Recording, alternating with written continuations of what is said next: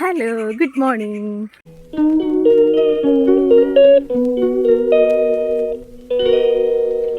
ഇന്നാണ് എക്സാം.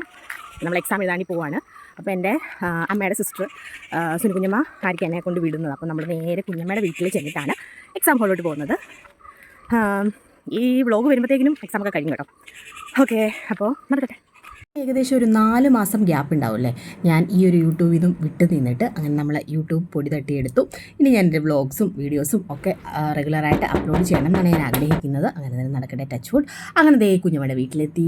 നമുക്ക് എവിടെ ചെന്നാലും ഫുഡ് പിന്നെ മുഖ്യമാണല്ലോ ബിഗിലേ. അപ്പോൾ ദേ ഞാൻ പൂരി കഴിച്ചുകൊണ്ടിരിക്കുകയാണ്. എൻ്റെ എക്സാമിൻ്റെ ആകുലതകളും ടെൻഷനും കാര്യങ്ങളൊക്കെ ഇങ്ങനെ ഷെയർ ചെയ്യാണ് കുഞ്ഞമ്മയുടെ അടുക്ക്. അങ്ങനെ ഞങ്ങൾ ഇവിടെ നിന്നൊരു 7:45 ആ ടൈമിലാട്ടോ ഇറങ്ങിയത്. കുറച്ച് നേരത്തെ സെൻട്രൽ ചെല്ലുകയാണെങ്കിൽ അത്രയും ഒരു റിലീഫാണ്.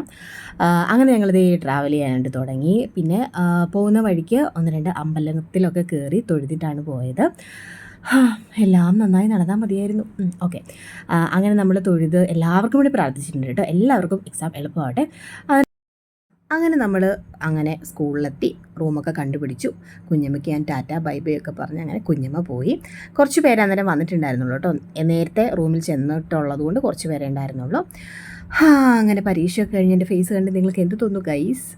അങ്ങനെ പരീക്ഷ കഴിഞ്ഞു, നല്ല ചൂടും എന്തൊരു തിരക്കും എന്നുകൊണ്ട് കുറേ കാര്യങ്ങളൊന്നും എടുക്കാൻ പറ്റിയില്ല. അങ്ങനെ ഞാൻ വീട്ടിലോട്ട് നടന്നുകൊണ്ടിരിക്കുകയാണ്. പരീക്ഷ കഴിഞ്ഞതിൻ്റെ ഒരു സന്തോഷവും റിസൾട്ട് വരുന്നതിന് ടെൻഷനിലുമാണ് ഞാൻ. എന്നെപ്പോലെ പരീക്ഷാ പേടിയുള്ളവരാണോ നിങ്ങൾ? ഓക്കെ, ടാറ്റാ.